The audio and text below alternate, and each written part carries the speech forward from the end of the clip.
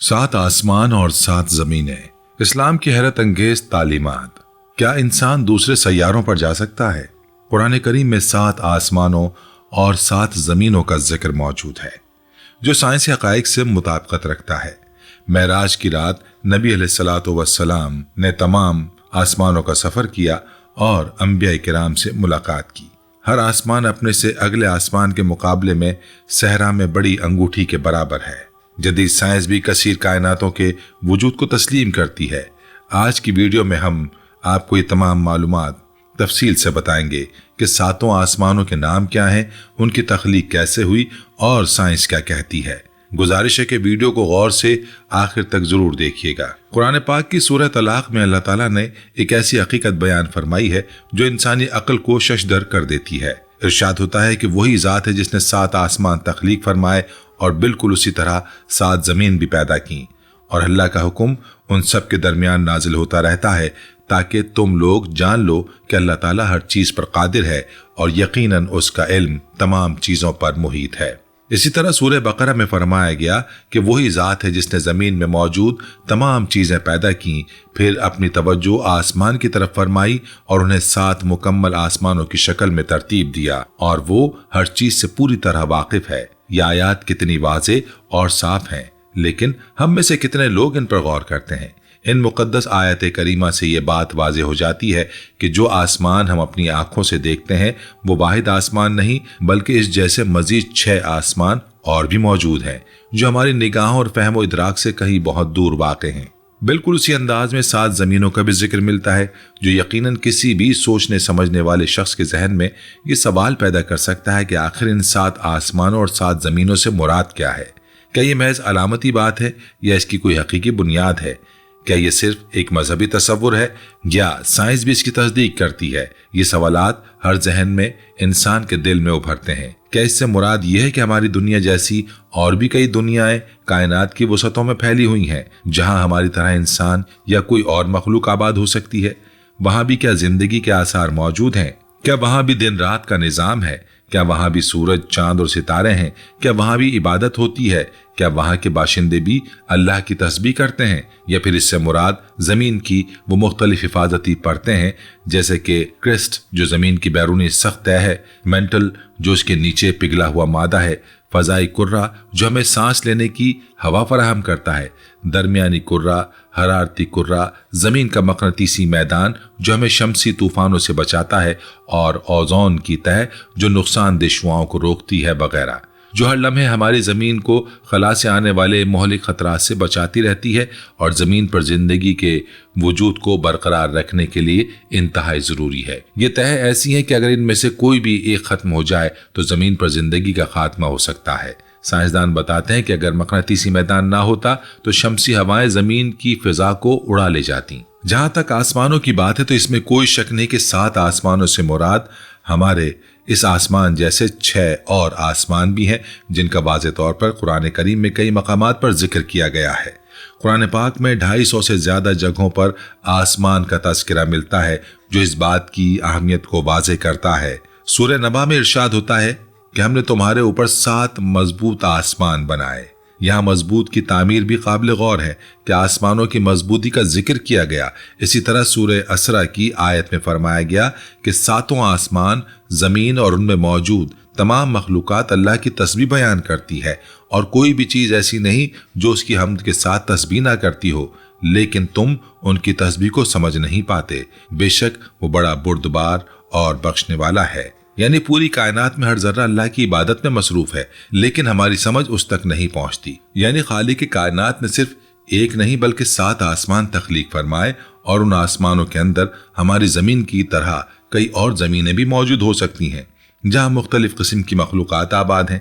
जैसा कि हज़रत आदम अलैहिस्सलाम के ज़मीन पर तशरीफ़ लाने से पहले भी ज़मीन पर मखलूक़ात का वजूद था। कुरान में जिनों का जिक्र आता है जो आदम अलैहिस्सलाम से पहले मौजूद थे। उन्होंने ज़मीन पर बड़ा फसाद मचाया। फरिश्तों ने अल्लाह से सवाल किया था कि क्या आप ज़मीन पर ऐसी मखलूक बनाना चाहते हैं जो फसाद पैदा करेगी और खून बहाएगी, क्योंकि वो जिनों के तजुर्बे से वाकिफ थे। इसके अलावा नबी अलैहिस्सलातु वस्सलाम ने अपनी आसमानी सवारी बुर्राक पर सफ़र करते हुए हज़रत जिब्राइल अलैहिस्सलाम के हमरा तमाम आसमानी रास्तों को तय फरमाया جن میں 7 آسمان بھی شامل تھے۔ یہ سفر ایک ہی رات میں مکمل ہوا، جو کہ اپنے آپ میں ایک معجزہ ہے۔ آپ علیہ الصلوۃ والسلام نے پہلے آسمان پر، جس کا نام رفیع ہے، جو چاندی سے بھی زیادہ چمکدار ہے، وہاں حضرت آدم علیہ السلام سے ملاقات فرمائی۔ یہ ملاقات کتنی پیاری اور دل نشین رہی ہوگی، جب انسانیت کے باپ نے اپنی اولاد میں سے سب سے افضل فرد سے ملاقات کی۔ حضرت آدم علیہ السلام نے اپنے دائیں اور بائیں طرف روحوں کو دیکھا۔ جب دائیں طرف دیکھتے تو مسکراتے اور بائیں طرف دیکھتے تو رو پڑتے۔ یہ جنتی اور دوزخی روحیں تھیں۔ پھر دوسرے آسمان پر، جس کا نام قیدوم ہے اور جو سفید موتیوں سے بنا ہوا ہے، وہاں حضرت یحییٰ علیہ السلام اور حضرت عیسیٰ علیہ السلام سے ملاقات ہوئی۔ یہ دونوں پیغمبر ماں باپ کے بغیر پیدا ہونے میں مشترک تھے۔ حضرت عیسیٰ بغیر باپ کے اور حضرت یحییٰ کے والدین بہت بوڑھے تھے۔ تیسرے آسمان پر، جس کا نام معروم ہے اور جو تانبے سے تیار کیا گیا ہے، وہاں حضرت یوسف علیہ السلام نے استقبال کیا، جو اپنی خوبصورتی اور صبر کی وجہ سے مشہور تھے۔ نبی علیہ الصلوۃ والسلام نے فرمایا کہ حضرت یوسف کو آدھی خوبصورتی عطا کی گئی تھی۔ چوتھے آسمان پر، جسے احرا کہا جاتا ہے اور جو خالص چاندی کا بنا ہوا ہے، وہاں حضرت ادریس علیہ السلام سے ملاقات ہوئی، جو اپنی بلند منزلت کی وجہ سے مشہور ہیں، اور قرآن میں ان کے بارے میں فرمایا گیا کہ ہم نے انہیں بلند مقام پر اٹھایا۔ پانچویں آسمان پر، جس کا نام معاون ہے اور جو خالص سونے سے بنایا گیا ہے، وہاں حضرت ہارون علیہ السلام موجود تھے، جو اپنے بھائی موسیٰ علیہ السلام کے وزیر اور مددگار تھے اور بہت ہی نرم مزاج اور خوش اخلاق تھے۔ چھٹے آسمان پر، جس کا نام زبرد ہے اور جو قیمتی یاقوت سے تیار کیا گیا ہے، وہاں حضرت موسیٰ علیہ السلام سے ملاقات نصیب ہوئی، جو اپنی قوت اور استقامت کی وجہ سے جانے جاتے ہیں۔ حضرت موسیٰ علیہ السلام نے فرعون جیسے ظالم کا مقابلہ کیا اور بنی اسرائیل کو غلامی سے نجات دلائی۔ اور ساتویں آسمان پر، جس کا نام اریبون یا اجیلون ہے اور جو خالص نور سے بنا ہوا ہے، وہاں حضرت ابراہیم علیہ السلام سے ملاقات کا شرف حاصل ہوا، جو خلیل اللہ کے لقب سے مشہور ہیں۔ حضرت ابراہیم علیہ السلام کو اللہ نے اپنا دوست بنایا تھا اور وہ بیت اللہ کے بانی تھے۔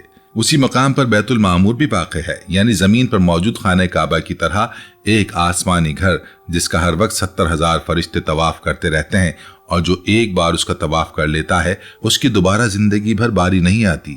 یہ کتنا عجیب اور حیرت انگیز منظر ہوگا، جہاں ہر لمحے فرشتوں کی نئی جماعت طواف میں مصروف ہو۔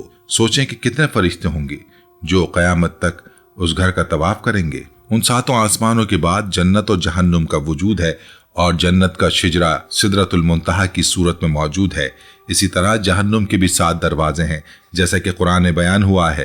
یہ 7 آسمان تمام سیاروں، ستاروں اور کہکشاؤں سے اوپر ہیں، یعنی اس پوری مادی کائنات کی آخری حد تک پھیلے ہوئے ہیں، جو کہ ہر مخلوق کی حد ہے۔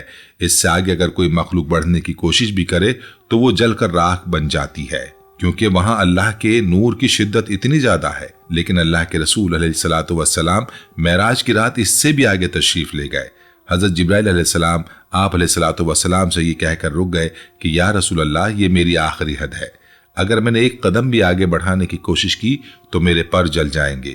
یہ واقعہ نبی علیہ الصلوۃ والسلام کی عظمت اور بلند مقام کو ظاہر کرتا ہے کہ وہاں بھی پہنچے جہاں فرشتے نہیں پہنچ سکتے۔ سدرۃ المنتہا سے اوپر اللہ تعالیٰ کا عرش مبارک ہے، جو زمین و آسمان اور پوری کائنات کو گھیرے ہوئے ہے۔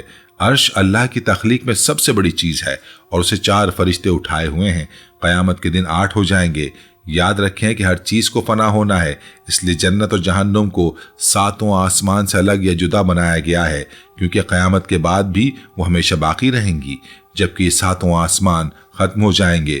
قرآن میں فرمایا گیا کہ ہر چیز فنا ہونے والی ہے سوائے اللہ کی ذات کے، اور جنت و جہنم کو ابدی بنایا گیا ہے۔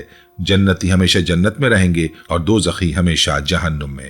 دوستو، قرآن کریم کی آیت مبارکہ میں آسمانوں کے ساتھ ساتھ زمینوں کا ذکر بھی موجود ہے۔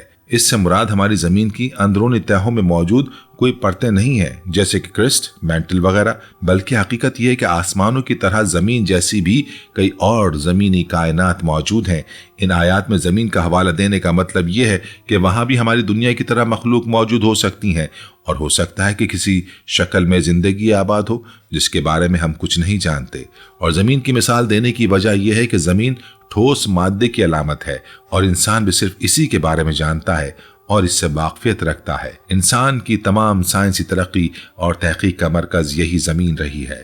ہم زمین کی مٹی، اس کے پہاڑ، اس کے سمندر، اس کی فضا سے واقف ہیں، اسی لیے اللہ نے زمین کی مثال دی۔ जब किसी इंसान की मौत का वक्त करीब आता है तो उसकी रूह को हर एक आसमानी दरवाजे से गुजरकर आलम बरज़ख में ले जाया जाता है, जहां कयामत तक आने वाली रूहें इंतजार करती हैं। हर दरवाजे पर फरिश्ते उस रूह का तारुफ तलब करते हैं और फिर उसे अगले दरवाजे की तरफ बढ़ा देते हैं। नेक रूहों के लिए ये दरवाजे खोल दिए जाते हैं और उनका खैर मकदम किया जाता है। फरिश्ते उन्हें खुशामदीद कहते हैं और उनके लिए दुआ करते हैं, जबकि बदरूहों को रोक लिया जाता है और उनके लिए दरवाजे बंद कर दिए जाते हैं। जैसा कि मेराज की रात पुरनूर नबी अलैहिस्सलातु वस्सलाम का हर आसमान पर तारुफ करवाया गया और वहां पर मौजूद फरिश्तों ने खुशामदीद कहते हुए दरवाजे खोल दिए। याप अलैहिस्सलातु वस्सलाम की अजमत का एतराफ था कि तमाम फरिश्तों ने आपका इस्तकबाल किया। अहादीस मुबारका में ये बयान किया गया है कि पहले आसमान के मुकाबले में दूसरा आसमान इतना बड़ा है जैसे किसी खुले मैदान में एक अंगूठी पड़ी हो। आप अंदाजा लगा सकते हैं कि एक वसी सहरा में पड़ी हुई एक छोटी सी अंगूठी की हैसियत क्या होगी, यकीनन ना होने के बराबर। इसी तरह मजीद बयान फरमाया गया कि दूसरा आसमान पहले आसमान के मुकाबले में इतना बड़ा है कि दूसरे आसमान को अगर सहरा समझ लिया जाए तो पहला आसमान उस सहरा में पड़ी हुई एक मामूली अंगूठी के बराबर है। और इसी तरह सातों आसमान के बारे में फरमाया गया कि उन सातों आसमानों में से हर एक आसमान अपने से अगले आसमान के सामने साइज में उतना ही छोटा है जितना एक सहरा में पड़ी हुई अंगूठी की हैसियत होती है। ये तनासुब हमारी समझ से बालातर है और अल्लाह की अजमत को जाहिर करता है। जब हम रियाजी के हिसाब से देखें तो ये फर्क अरबों खरबों गुनाह बनता है। और अल्लाह का अर्श इतना अजीम और बड़ा है कि ये सातों आसमान उसके सामने एक सहरा में पड़ी हुई एक छोटी सी अंगूठी के साइज के बराबर भी नहीं। इससे अल्लाह की अजमत और उसकी तख्लीक की वसअत का अंदाजा होता है। इसी तहकीक को साइंस की जुबान में जदीद दौर के मुख्तलिफ साइंसदान भी इस तरह बयान करते हैं कि हमारी दुनिया जैसी कई और कायनातें भी मौजूद हैं जो एक दूसरे से बिल्कुल जुदा और मुख्तलिफ हैं। दुनिया के तमाम साइंसदान इस हकीकत पर यकीन रखते हैं और इसे कसीर कायनातों का नजरिया कहते हैं। मशहूर माहिर फलकियात डॉक्टर एलन गोथ ने रियाजी हिसाब किताब से ये साबित किया और वाज़ेह तौर पर बताया कि जिसे हम अब तक कायनात समझ रहे थे वो दरअसल हमारी पूरी कायनात का एक छोटा सा हिस्सा भी नहीं है। जिसे हम काबिल मुशाहिदा कायनात कहते हैं, असल कायनात इसके मुकाबले में 3 को 10 की ताकत 33 से ज़रब देने के बराबर बड़ी है। यानी हकीकी कायनात इतनी वसी है कि हम ना तो उसका मुशाहिदा कर सकते हैं और ना उसका अंदाजा लगा सकते हैं और ना ही कभी उसे देख पाएंगे। ये तादाद इतनी बड़ी है कि अगर हम इसे लिखना चाहें तो उसके बाद 33 सिफर लगाने होंगे और फिर उसे 3 से ज़रब देना होगा। जबकि काबिल मुशाहिदा कायनात जिसका हम अब तक मुताला कर पाए हैं उसका साइज तकरीबन 63.5 अरब नूरी साल है। अगर डॉक्टर एलन के मुताबिक इसमें 10 की ताकत 3 से ज़रब दें तो पहले आसमान की असल हकीकत सामने आती है जो कि 4.18 में 10 की ताकत 123 के बराबर बनती है। ये इतनी बड़ी तादाद है कि इसका तसव्वुर भी मुश्किल है। अगर हम कागज पर इसे लिखना चाहें तो सफ़ात के सफ़ात भर जाएं। यानी एक मकाम से दूसरे मकाम तक की दूरी इतनी ज्यादा है कि इसे नापने के लिए नूरी साल का पैमाना भी बिल्कुल नाकाफी हो जाता है। नूरी साल वो फासला है जो रोशनी एक साल में तय करती है और रोशनी की रफ्तार 3 लाख किलोमीटर फी सेकंड है। जहां तक इंसानों के पहुंचने का सवाल है तो वो इसका तसव्वुर भी नहीं कर सकता। हकीकत तो यह है कि इंसान अपने करीब तरीन चांद पर भी मुकम्मल तौर पर जाने के काबिल नहीं हो सका, तो आसमानी मनाजिल पर पहुंचने के बारे में सोचना किसी हमाकत से कम नहीं। ये अल्लाह ताला की लामहदूद कुदरत की निशानी है और इस कदर ताकत, टेक्नोलॉजी और वसाइल के बावजूद इंसान पहले आसमान का रास्ता तक नहीं तलाश कर सका। इंसान ने चांद पर सिर्फ चंद कदम रखे हैं और वो भी कितनी मेहनत और वसाइल के बाद। लेकिन आसमानों तक पहुंचना इसकी ताकत से बाहर है। चांद पर जाने में अरबों डॉलर खर्च हुए और सालों की तैयारी हुई। खुद कुरान ने इंसानों को चैलेंज दिया है कि ऐ इंसानों और जिनों की जमात, अगर तुम आसमान और जमीन के किनारों से निकल सकते हो तो निकल कर दिखाओ, लेकिन तुम नहीं निकल सकते मगर किसी ताकत के साथ। ये आयत वाज़ेह तौर पर बताती है कि इंसान आसमान और जमीन के दायरे से बाहर नहीं निकल सकता जब तक कि अल्लाह की इजाजत ना हो। ये चैलेंज आज तक कायम है और कोई भी इंसान इस चैलेंज को पूरा नहीं कर सका। आज की जदीद टेक्नोलॉजी के बावजूद इंसान इस बात से कासिर है। दोस्तों, किसी चीज का आंखों से नजर ना आना ये दलील नहीं बनता कि वो चीज दरअसल मौजूद नहीं है, क्योंकि हमारी दुनिया में भी बहुत सारी ऐसी चीजें हैं जिन्हें हम ना तो देख सकते हैं और ना ही छू सकते हैं, लेकिन वो हकीकत में मौजूद हैं। हम इन चीजों को सिर्फ इसलिए मानते हैं क्योंकि वो हमारी रोजमर्रा जिंदगी का हिस्सा हैं और हम उनके असरात का इनकार नहीं कर सकते। मसलन कशिश शकल, تاریک مادہ، تاریک توانائی، برقی مقناطیسی لہریں اور اس طرح کی بہت سی چیزیں ہماری دنیا میں موجود ہیں لیکن ہمیں نظر نہیں آتی۔ کشش ثقل کو ہم محسوس کرتے ہیں لیکن دیکھ نہیں سکتے۔ ہوا سے ہم سانس لیتے ہیں لیکن دیکھ نہیں سکتے۔ بجلی کی لہریں ہمارے گرد موجود ہیں لیکن ہمیں نظر نہیں آتی۔ ہمارے موبائل فون، ریڈیو، ٹیلی ویژن سب برقی مقناطیسی لہروں پر کام کرتے ہیں لیکن وہ لہریں ہمیں دکھائی نہیں دیتی۔ وائی فائی کی لہریں ہمارے گھروں میں ہر وقت موجود ہیں لیکن ہم انہیں دیکھ نہیں سکتے۔ ساتوں آسمانوں کا تصور بھی اتنا ہی مشکل ہے کیونکہ وہ ہماری نظروں سے کسی خاص وجہ سے اوجھل ہیں۔ ہو سکتا ہے کہ وہ کسی اور جہت میں موجود ہوں یا ان تک پہنچنے کے لیے کسی خاص راستے کی ضرورت ہو جو صرف فرشتوں یا منتخب انسانوں کے لیے کھلتا ہے، یا پھر وہ کسی ایسی فریکوینسی پر ہوں جو ہماری آنکھیں نہیں دیکھ سکتی۔ اس عظیم الشان کائنات کی تخلیق کے بارے میں دنیا کا تقریباً ہر شخص بڑے دھماکے کے نظریے پر یقین رکھتا ہے۔ اس نظریے کے مطابق ہماری کائنات ایک نقطے میں بند تھی جس کا حجم لامحدود طور پر چھوٹا تھا اور کشش ثقل انتہائی شدید تھی۔ ایک زبردست دھماکے سے یہ پھٹ کر بکھر گئی جس سے موجودہ کائنات، تمام کہکشاں، ستارے، سیارے اور ہر چیز وجود میں آئی، اور یہ کائنات ہر لمحہ روشنی کی رفتار سے مسلسل اب تک پھیل رہی ہے۔ جیسے کہ دھماکے کے بعد ہوتا ہے کہ چیزیں دور دور تک بکھر جاتی ہیں، اور جب اس دھماکے کی توانائی ختم ہو جائے گی تو یہ کائنات پھر سے وہیں سمٹنا شروع کر دے گی جہاں سے اس کا آغاز ہوا تھا۔ سائنسدان اس عمل کو توسیع اور سکڑاؤ کہتے ہیں۔ اسی بڑے دھماکے کے بارے میں قرآن کریم نے آج سے 1400 سال پہلے بیان فرمایا تھا کہ کافروں نے نہیں دیکھا کہ آسمان اور زمین دونوں آپس میں ملے ہوئے تھے، تو ہم نے انہیں جدا جدا کر دیا اور تمام جاندار چیزیں ہم نے پانی سے پیدا کی، پھر کیا یہ لوگ ایمان نہیں لاتے؟ یہ آیت واضح طور پر بڑے دھماکے کی طرف اشارہ کرتی ہے جب آسمان اور زمین ایک تھے اور پھر انہیں الگ کر دیا گیا۔ اور پانی سے زندگی کی تخلیق کا ذکر بھی جدید سائنس کی دریافت ہے کہ پانی زندگی کے لیے ضروری ہے۔ آج سائنسدان دوسرے سیاروں پر پانی تلاش کرتے ہیں کیونکہ جہاں پانی ہوگا وہاں زندگی کا امکان ہے۔ اسی طرح کائنات کے نظام کے بارے میں قرآن فرماتا ہے کہ کیا تم نہیں دیکھتے کہ جتنی چیزیں زمین میں ہیں اللہ نے سب کو تمہارے فائدے کے لیے مسخر کر رکھا ہے، اور کشتیاں جو اس کے حکم سے سمندروں میں چلتی ہیں، اور وہ آسمان کو تھامے رکھتا ہے تاکہ اس کی اجازت کے بغیر وہ زمین پر نہ گر پڑے۔ بے شک اللہ لوگوں پر بڑا مہربان اور رحم کرنے والا ہے۔ یہاں آسمان کو تھامنے کی بات اور یہ کہ وہ گر نہ پڑے، اس سے مراد یہ کہ آسمان میں جو سائنسی قوانین کار فرما ہیں وہ اللہ کے حکم سے چل رہے ہیں۔ اس سے مراد یہ ہے کہ جس رفتار سے یہ کائنات پھیل رہی ہے اسی رفتار سے ایک دن سکڑنا بھی شروع کر دے گی اور پھر ایک نقطے میں تبدیل ہو کر بالکل ختم ہو جائے گی۔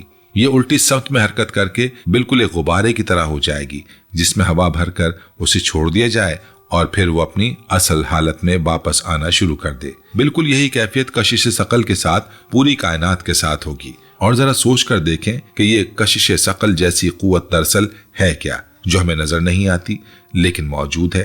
ایک ایسی طاقت جو پورے نظام کائنات کو سنبھالے ہوئے ہے لیکن انسانوں کے کنٹرول میں نہیں۔ یہ اللہ کا کرشمہ ہے، ورنہ پورا آسمان اور اس میں موجود ہر ایک چیز آج انسانوں کے سروں پر گر چکی ہوتی۔ کشش ثقل ہی وہ قوت ہے جو چاند کو زمین کے گرد، زمین کو سورج کے گرد اور سورج کو کہکشاؤں کے مرکز کے گرد گھماتی رہتی ہے۔ یہ ایک ایسا نظام ہے جو کروڑوں سالوں سے بغیر کسی خرابی کے چل رہا ہے۔ اگر کشش ثقل میں ذرا سی بھی کمی بیشی ہو جائے تو پوری کائنات کا نظام درہم برہم ہو جائے۔ آج سے 1400 سال پہلے اس کائنات کی تخلیق، اس کے نظام اور اس کی تفصیلات کو عرب کے صحرا میں جب کسی قسم کی سائنس یا فلکیات کا کوئی تصور نہیں تھا، کس نے اپنے پیارے نبی صلی اللہ علیہ وآلہ وسلم کو یہ تمام باتیں اتنے واضح انداز میں بیان کی جنہیں آج 21ویں صدی کی سائنس اپنے دور کی سب سے بڑی دریافت کے طور پر پیش کر کے فخر محسوس کرتی ہے۔